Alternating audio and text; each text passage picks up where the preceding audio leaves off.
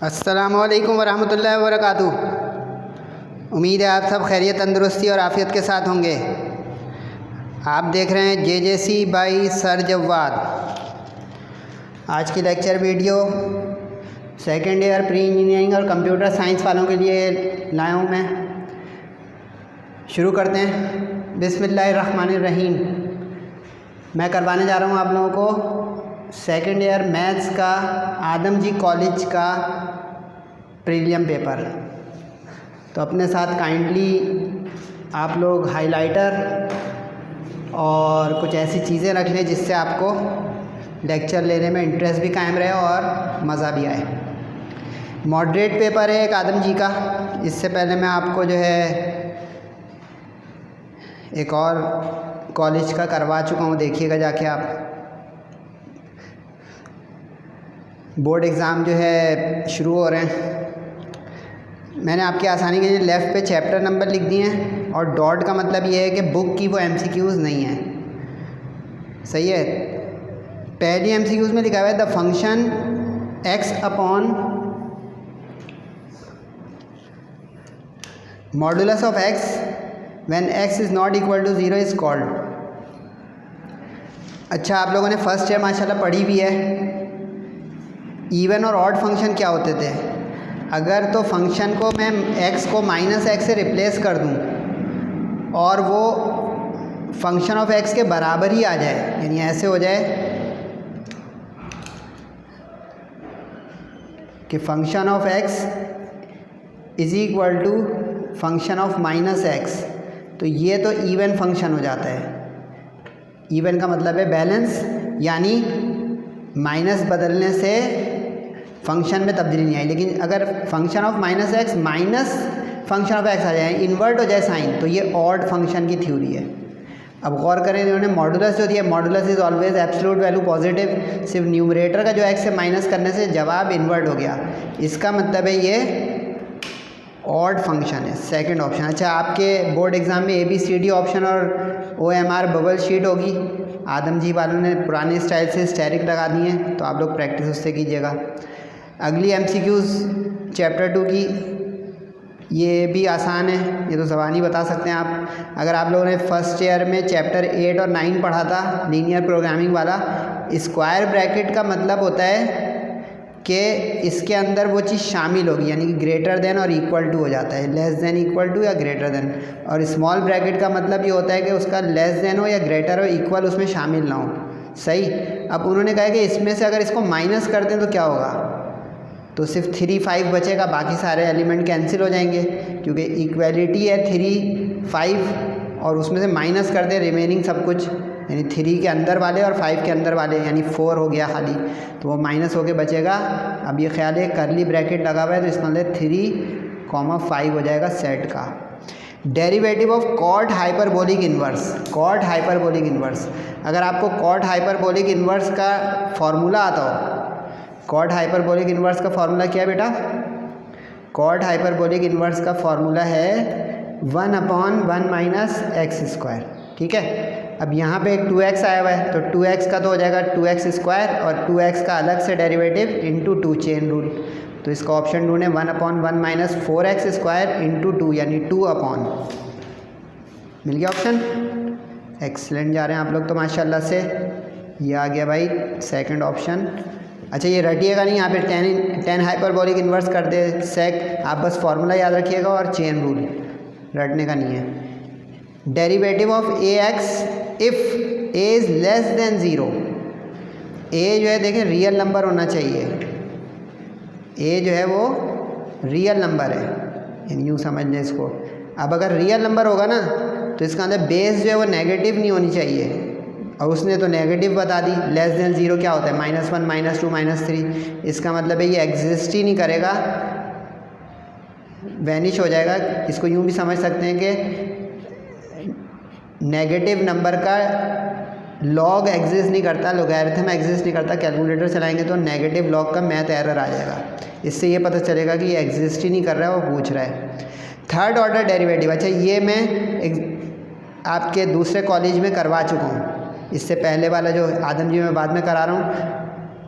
ये देखें, इसका ये एक फार्मूला याद कर लें कि ax का तो ax ln a होता है डेरिवेटिव, ठीक है। लेकिन अगर nth ऑर्डर डेरिवेटिव हो चैप्टर 4 में हायर ऑर्डर, तो इसका एक फार्मूला याद कर लें। ये बुक में नहीं है, मैं आपके लिए लाया हूँ। nth ऑर्डर जो होगा ना वो nth पावर बन जाएगी ln a की, सही है, a रियल नंबर, और ex ln a आ जाएगा। अब यहाँ पे आप इससे टैली करें इसको, इसने 2x बोला है, इसका मतलब a हो गया आपका 2, और बोला कौन सा है, थर्ड ऑर्डर डेरिवेटिव। तो अब आप पहुँच जाएं बस थर्ड ऑर्डर की शक्ल में, यानी जिसमें क्या आ रहा हो, बोलिए, मैं बोलूँ यार फिर बात ही ख़त्म। ये देखिए इसमें आ गया 3, ये nth पावर जो है इसमें मैंने कहा था n, यानी जिसमें डिग्री 3 हो। अब आप कहें इसमें भी 3 लिखा हुआ है, इसमें भी 3 लिखा हुआ है, सब में 3 लिखा हुआ है, तो कहीं और फ़र्क आ रहा होगा। ln a 2 है, देखा अब यहाँ पे ln 2 लिखा हुआ है, यहाँ पे ln 3, यहाँ पे ln 2, लेकिन अब यहाँ पे बेस में भी 3 लिखा हुआ है। इससे ये पता चला कि ये डिस्कार्ड हो गए दोनों, थर्ड ऑप्शन आ गया। असल क्या ये फॉर्मूला आप समझें कि ln a क्या है, बेस है 2, ठीक है, वो a हो गया, तो ln 2 वाले ये दो हैं 50-50। अब इसमें आपको इससे देखना होगा कि यहाँ पे ln 2 लिखा हुआ है या ln 3, क्योंकि बेस जो है वो ln a है, तो ln 2 होना चाहिए। Got it, good. आगे लिखा हुआ है कि डोमेन चैप्टर 5 वेक्टर डिफरेंशिएशन, इसका डोमेन इस तरह तय होता है कि फंक्शन एग्जिस्ट करे, यानी फंक्शन वैनिश ना हो। अब इसमें गौर करें, इसमें t है तो t की कोई भी वैल्यू हो जाए एग्जिस्ट करेगा। यहाँ पे t -1 लिखा हुआ है, इसका मतलब 1 के अलावा कुछ भी हो, क्योंकि 1 - 1 0, वैनिश अपॉन में हो जाएगा। ये आ गया यहाँ पे ln के साथ 2 नहीं आना चाहिए, 2 - 2 0 हो जाएगा, ln 0 इन्फिनिटी हो जाएगा। तो अब इसका मतलब 2 से बड़ा कुछ भी हो, क्योंकि अभी मैंने बताया था ln नेगेटिव नहीं हो सकता, तो ln के आगे यहाँ पे t 2 से बड़ा कुछ भी हो। तो अब 2 से बड़ा ढूंढें, ये 0 से बड़ा है, 0 से बड़ा तो 1 भी होता है, वो यहाँ पे वैनिश हो जाएगा, ये वाला आना चाहिए। 2 से ग्रेटर कुछ भी हो, क्योंकि 2 से ग्रेटर वाला इस वाले को भी एग्जिस्ट कराएगा, क्योंकि 2 - 1 बचेगा। Got it, very good. Acceleration दी हुई है और कह रहे हैं rate change of acceleration. Rate change of acceleration तो कुछ होती नहीं है भाई, क्योंकि डिस्प्लेसमेंट की रेट चेंज, वेलोसिटी स्पीड की रेट चेंज, एक्सेलरेशन की तो भाई does not none of these. लेकिन अगर यहाँ पे dv अपॉन dt होता तो a लेते और उसका मैग्नीट्यूड निकाल लेते फॉर्मूले से। इनडेफिनेट इंटीग्रल ऑफ दिस, अब देखें ये इंग्लिश में डेफिनेट नहीं है, इंटीग्रेशन का साइन लगा के आप इसको रफ पे करें। अच्छा ये अब देखो तीनों MCQs जो सबसे ज़्यादा बच्चों को मुश्किल लगता है चैप्टर 6, उसी की MCQs उसने बुक से हट के दिए, ताकि बच्चे जो हैं वो कहेंगे भाई ये क्या हो गया। तो देखें MCQs रटने नहीं, आपको फॉर्मूले आते हैं तो आप कर सकते हैं। देखें E2y जो लिखा हुआ है इसको मैं EY का स्क्वायर लिख सकता हूँ, बोले हाँ, यस। अब आपको बस ये फॉर्मूला आना चाहिए कि 1 + x² अगर डिनोमिनेटर में और न्यूमरेटर में उसका डेरिवेटिव हो तो टेंजेंट इन्वर्स का फॉर्मेट है। तो अब यहाँ पे देखें EY का ऊपर EY डेरिवेटिव है, ठीक है, और 1 की जगह 1 ही है, तो इसका मतलब ये तो हो जाएगा 1/1 से 1, यहाँ पे x/x और x/a है 1, यानी सिर्फ टेंजेंट इन्वर्स की शक्ल ढूंढें EY के साथ। बस ये आपको फॉर्मूला याद होना चाहिए कि टेंजेंट इन्वर्स का डेरिवेटिव है ये एंटी डेरिवेटिव बनाने के लिए। इसका मतलब ये वाला हो गया टेंजेंट इन्वर्स, तो ये EY फंक्शन हो गया, उसका ऊपर डेरिवेटिव मौजूद है, टेंजेंट इन्वर्स EY। देखिए बुक की नहीं है लेकिन आसान है ना, करने वाला कर रहा है। Value of this EY y³ + 3y² dy, इसका एक फार्मूला याद करें। ये सर ये फार्मूला क्या है? ये फार्मूला ये है बेटा कि अगर e के ऊपर कोई फंक्शन हो और उसके आगे पैरेंथेसिस या ब्रैकेट में मल्टीप्लाई में प्रोडक्ट में फंक्शन के साथ उसका डेरिवेटिव ऐड हो रहा हो, तो then integration is e of function into function, e of function into function, यानी लेकिन इसकी शर्त है कि यहाँ पे जो फंक्शन है उसका डेरिवेटिव यहाँ पे आ रहा हो। अब ज़रा चेक करते हैं, यहाँ पे जो फंक्शन है y³ है, नज़र आ रहा है, y³ का डेरिवेटिव क्या होना चाहिए 3y² बराबर में मौजूद है, इसका अंदर EY के साथ फंक्शन y³ आ जाएगा। ढूंढें EY के साथ फंक्शन y³ आ जाएगा। आई रिपीट ये फार्मूला ये कहता है कि अगर ई का फंक्शन यानी एक्सपोनेंशियल फंक्शन के आगे पैरेंथेसिस में कुछ भी हो, जैसे हम यहाँ पे लिखा होता है sine x plus cos x, तो साइन का डेरिवेटिव कॉस है, आंसर आ जाता है ई इंटू साइन एक्स। समझे? जैसे फर्स्ट करें ई लिखा होता है, ब्रैकेट में लिखा होता है L n x plus 1/x, तो एल एन का 1/x है तो आंसर आ जाता है e x into l n x. समझ गए? Excellent. The value of sine x cos alpha, ये बड़ा अच्छा है, आदम जी वालों ने दिया है। बुक खोलेंगे ना, यहाँ पे साइन एक्स कॉस एक्स है, स्टूडेंट समझेगा मिस प्रिंटिंग है। बेटा हर चीज़ मिस प्रिंटिंग नहीं होती जो मुझे याद नहीं है, वो आपके पल्स से खेल रहा है। Sign x cos alpha, alpha is angle, बोले हाँ। Cos of angle is a ratio, बोले हाँ। वैल्यू जो है उसके ऊपर तो इंटीग्रेशन लगती नहीं है, कोफिशिएंट बन के बाहर आ जाता है। तो ये देखिए कैसा मज़ेदार सवाल बना है। यानी ये तो हो गया आपका एक कोई वैल्यू, इसको यूँ समझ जाते हैं cos 30 होता है cos π/6, तो ये हो जाता है √3/2। √3/2 अगर हम यहाँ पे कभी लिखा हुआ देखें तो बाहर ले आते हैं फ़ौरन। ओके, तो इसका अंदर सिर्फ साइन एक्स का इंटीग्रल चाहिए। अब साइन एक्स का होता है माइनस कॉस एक्स। अब ढूंढें, कॉस एल्फा तो कोफिशिएंट बन गया रियल नंबर बाहर, और साइन का हो गया माइनस कॉस, थर्ड ऑप्शन।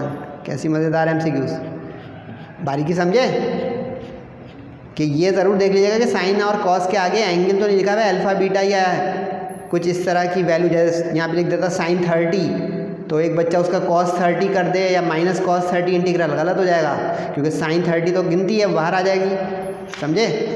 जैसे ये कह रहा हूँ, कोई कहते कि इसका इंटीग्रल बताओ साइन 30 का, और नीचे ऑप्शन हो बड़े अच्छे अच्छे, तो भाई साइन 30 1/2 बाहर आ गया, ठीक है, dx रह गया, dx का x हो गया, तो आप क्या बोलेंगे बताएं? 1/2x प्लस c, ये आंसर होगा। बच्चा इसका cos 30 उसका आंसर लिख देगा कि साइन का डेरिवेटिव या इंटीग्रल। उसके बाद जो है, ये तो आसान MCQ से बुक की है, इसके लिए बस ये याद रखें y = mx + c, slope intercept form, gradient form. m कहते हैं स्लोप को, c कहते हैं इंटरसेप्ट को। बस पुट करें और गेट करें, तो y = mx यानी ½ x + c यानी 7। तो क्या आया बेटा? बोलें, सेकंड ऑप्शन आ गया। बच्चों वाली MCQs आ गई इंटीग्रेशन के बाद, चैप्टर 7 यानी straight line. Two lines are perpendicular when their slopes are negative reciprocal of each other, ये तो बच्चे को पता है। या अगर यूँ ऑप्शन लिखा होता product of their slopes is equal to -1, तो भी वही होता, क्योंकि इसको यूँ लिख दें m1 × m2 is equal to -1, तो प्रोडक्ट ऑफ स्लोप्स इज -1। या यूँ लिख दें m2 is equal to -1/m1, तो negative reciprocal, same meaning. Okay हो गया? The centre of the circle, centre of the circle का बस आपको पता हो कि होता क्या है। ये a और b जो होता है ना, ये सेंटर ऑफ सर्किल होता है। लेकिन अगर इस फॉर्मेट में दिया होता है x² + y² + 2gx + 2fy + c, तो इस सूरत में सेंटर -g -f होता, यानी जर्नल में ये होता है और स्टैंडर्ड में ये होता है। अब आपको बस ये a और b पकड़ना है और उसको कह देना है सेंटर। जल्दी से देखें, x के साथ वाला a होता है, साइन भी नहीं उसने ख़राब किया, तो यानी a हो गया आपका 1, -2 लिखा हुआ है, यानी इसका मतलब b हो गया 2। ख्याल है फॉर्मूले में माइनस है, फॉर्मूले में माइनस है, गड़बड़ नहीं कीजिएगा। यानी यहाँ पे अगर लिखा होता +1 तो a माइनस का 1 हो जाता, और यहाँ लिखा होता +2 तो b माइनस का 2 हो जाता। तो ये तो बच्चों वाली हो गई 1 2, इसका बोलिए 1 2 तो हो गया इसका सेंटर, आसान। इक्वेशन ऑफ सर्किल कैसी इक्वेशन होती है? सेकंड डिग्री, क्योंकि देखिए इसमें x पे भी स्क्वायर होता है, y पे भी स्क्वायर होता है, इसको होमोजीनियस इक्वेशन कहते हैं। और कोफिशिएंट बराबर होते हैं, यहाँ पे 2x² लिखा होगा तो यहाँ पे भी 2 लिखा होगा। अगर ये अनइक्वल हो जाएगा तो ये इलिप्स हो जाएगा, इसका x और y² का कोफिशिएंट सेम होना चाहिए। इसको कहते हैं second degree equation in x and y both, second degree equation in x and y both, ये वाला इसका ऑप्शन आएगा। साइड पे लिख लें, स्ट्रेट लाइन की इक्वेशन होती है first degree equation in x and y, क्योंकि स्ट्रेट लाइन में ये देखें x और y होता है, स्क्वायर नहीं होता उस पर, ठीक है। एसेंट्रिसिटी ऑफ हाइपरबोला 1 से बड़ी होती है हमेशा, चैप्टर 9 करें जाके, कोनिक सेक्शन। एलिप्स बोलता तो ये वाला आता, उसकी 1 से कम होती है। अगर जो है 1 बोलता तो पैराबोला होता। और मज़े की बात बताऊँ, 0 अगर अप्रोच करेगी तो ये सर्किल होता है। नॉलेज आई अच्छी, एक्सीलेंट। पैराबोला का फोकस क्या है? अब पैराबोला के फोकस का फॉर्मूला याद करें। पैराबोला की इक्वेशन अगर इस तरह की हो तो पहले तो ये पक्का करें कि ये y एक्सिस का पैराबोला है, कंट्रास्ट होता है। जाके मेरा चैप्टर 9 का लेक्चर देखिएगा। अगर x पे स्क्वायर है तो y एक्सिस का पैराबोला है, अगर y पे स्क्वायर होता तो x एक्सिस का होता।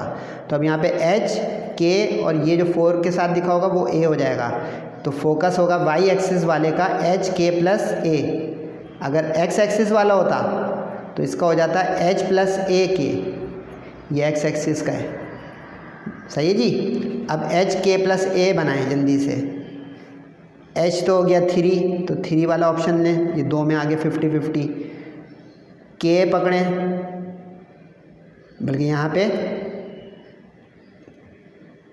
k क्या है 2, लेकिन हमें अब k नहीं k प्लस a बनाना है। ज़रा अब इसमें ध्यान रखना पड़ेगा इन दोनों में, क्योंकि अब यहाँ पे 4 को हम लिख सकते हैं 4 × 1 बोले हाँ, और y माइनस 2, इसका मतलब है a हो गया 1 और k हो गया 2, क्योंकि माइनस फार्मूले का है। तो 2 + 1 से क्या आया, क्योंकि k प्लस a है ना बेटा, भूल गया अभी क्या, अभी k प्लस a, तो k प्लस a से हो गया 2 + 1 3, यानी ऑप्शन ये वाला है, ये वाला नहीं आया।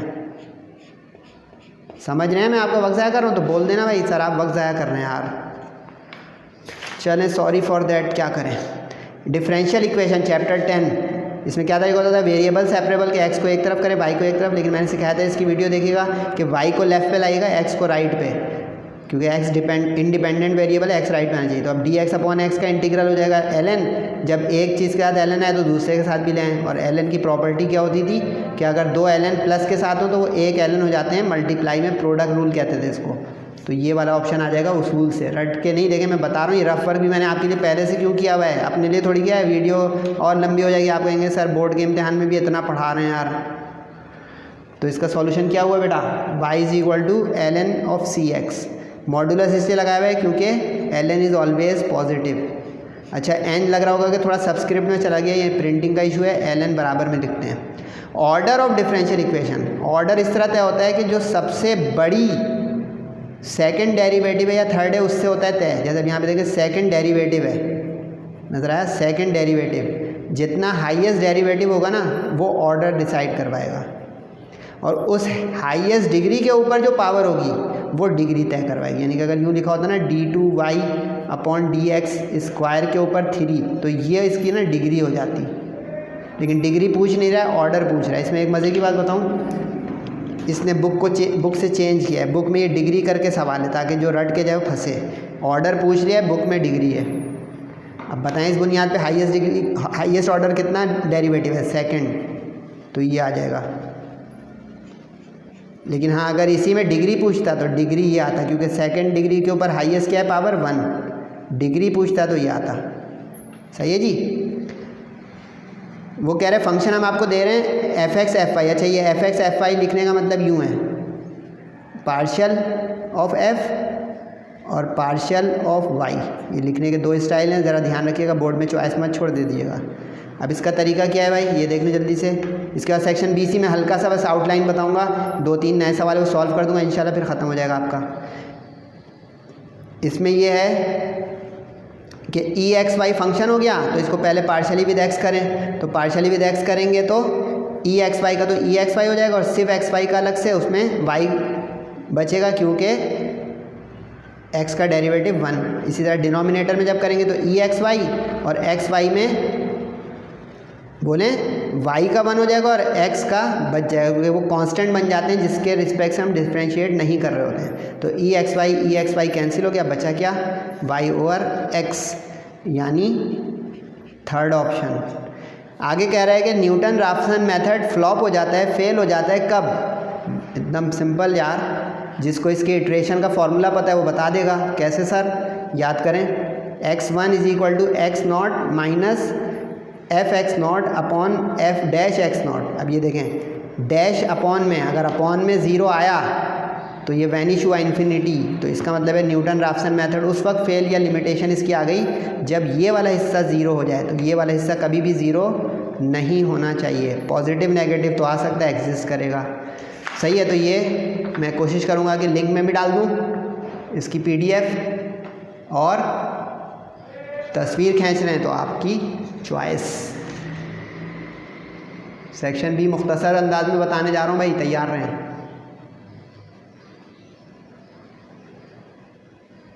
सही है। सेक्शन BC निस्बतन आसान है, आदम जी वालों का फिर भी देख लेते हैं। इसमें जो है आसानी कर दी है मैंने। अच्छा, ये बताता रहूँगा कि मैं कौन कौन से सवाल इसमें एक्सपेक्ट नहीं कर रहा हूँ, भले आपको प्रैक्टिस करनी हो, चॉइस इज़ योर्स, अगर आप अपने तौर पे करना चाहते हैं तो।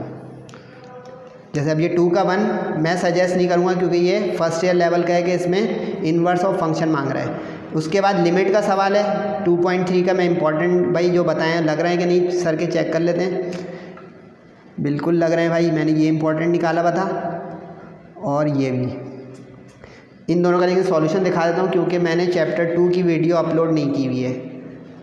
ये तो बहुत ही बच्चा है भाई, नसीब से आ जाए, दुआ करें। इसमें कोई भी ना आइडेंटिटी लगनी है ना कोई प्रॉपर्टी, सिंपली एक्स पे लिमिट अप्लाई कर दें 0, तो हर चीज़ की पावर 0 क्या होती है भाई 1, एक्स की पावर 0 इज़ 1, मैट्रिक्स से 9 से पढ़ते आ रहे हैं तो 1 1 1 हो जाएगा सारा। ये वाला 1 अपनी जगह, ये वाला 2 अपनी जगह, सॉल्व करें 1 1 1 तो कैंसिल हो गया, -2/2 बचा। दुआ करें यार 4 मार्क्स हलवा। इसके बाद वाला पार्ट जो है 1 माइनस कॉस क्यूब, इस पर फॉर्मूला लगा दें a cube minus B cube का। क्या होता था फॉर्मूला बेटा, a minus B within bracket into A square plus A B plus B square. तो अब यहाँ पे 1 जो है वो a का काम करेगा और cos x जो है वो b का, तो a माइनस बी और ये हो गया a स्क्वायर 1 का square plus A B cos x into 1 cos x और प्लस बी स्क्वायर यानी cos का स्क्वायर cos स्क्वायर। अब इससे हुआ क्या फ़ायदा सर, 1 माइनस कॉस 1 अभी नहीं, इस पे a प्लस बी नीचे साइन स्क्वायर होता है 1 माइनस कॉस स्क्वायर, ठीक है। इस पे भी लगा दें a plus B, a minus B, ये 1 का स्क्वायर हो गया और ये cos का। अब यहाँ पे कैंसिल कर दें, यहाँ पे नहीं कैंसिल है सॉरी, नीचे। अब जो बचा उसमें लिमिट लगा दें, एज सिंपल, क्योंकि अगर डायरेक्ट लिमिट लगाएंगे ना तो इन्फिनिटी आ जाएगा हर सवाल का आंसर। अब लिमिट लगा दें तो cos 0 1 होता है, cos 0 1 होता है, cos 0 1 होता है, तीनों 1 हो गए, बाकी जो बचा 3/2 आंसर। आसान लगा, दुआ करें आ जाए भाई बोर्ड में, सही है। तो ये लिमिट के सवाल आ गए आपके लिए, आगे बढ़े भाई।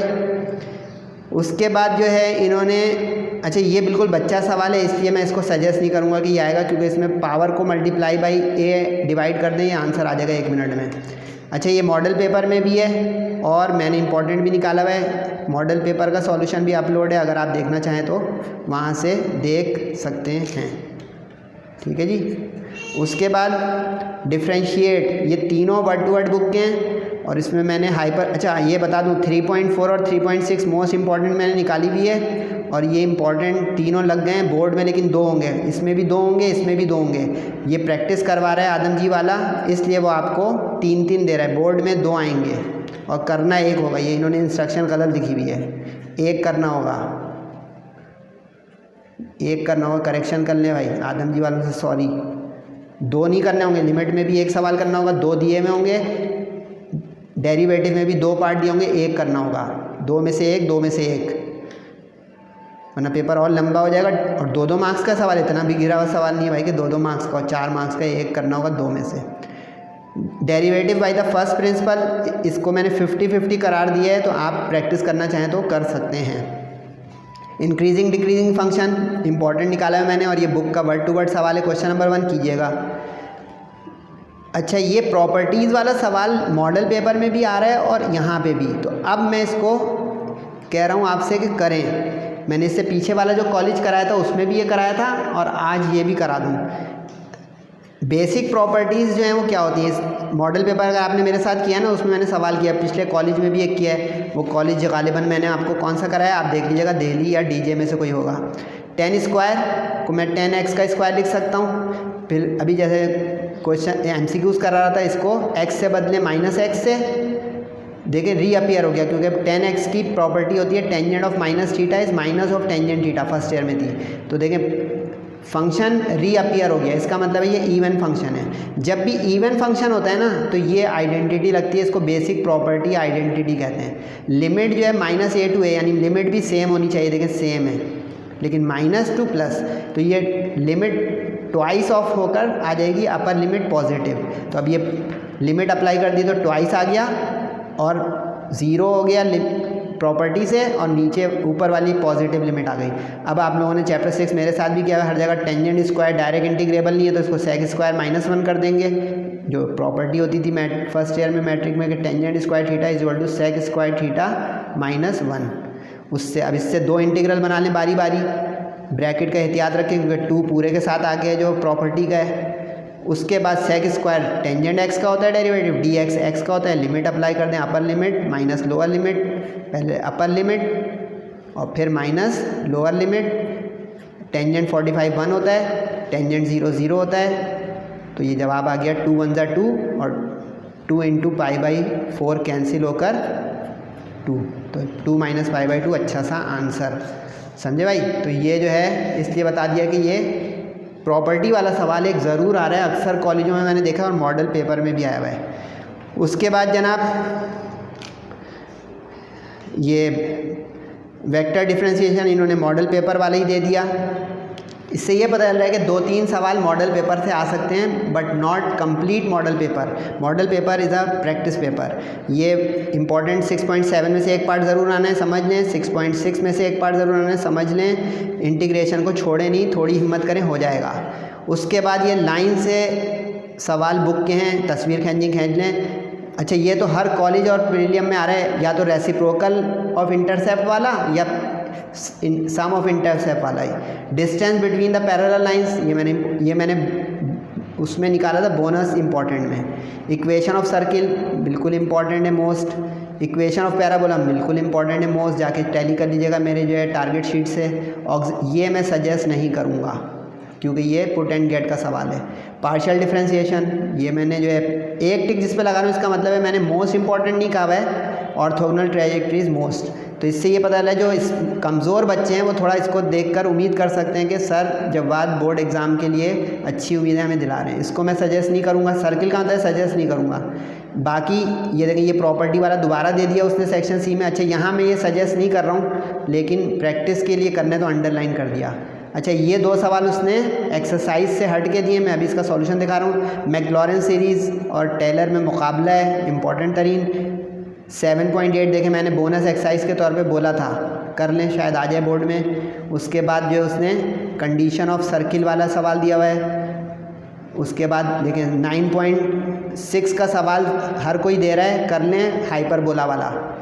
उसके बाद जो है वो डिफरेंशियल इक्वेशन का सवाल। अच्छा, ये वाला उसने वो वाला दिया है जो मेरे ख्याल से नहीं आएगा क्योंकि इसमें डबल काम करना पड़ता है। पहले होमोजीनियस बनाना होता है, उसके बाद यूलर्स थ्योरम इंपॉर्टेंट चल रहा है। और एनी जब बोले ना तो आप न्यूटन राफ्सन से कीजिएगा, लेकिन ये मॉडल पेपर का है। मॉडल पेपर का मेरा सॉल्यूशन देखेंगे तो एमपी वाले सारे सॉल्यूशन आपको वहाँ से मिल जाएंगे। ये 2 सवाल देख के जाइएगा भाई, वैसे आप भाग रहे हैं तो आपकी मर्ज़ी। ये डॉट वाले 2 सवाल मैं करूँगा क्योंकि बुक के नहीं हैं।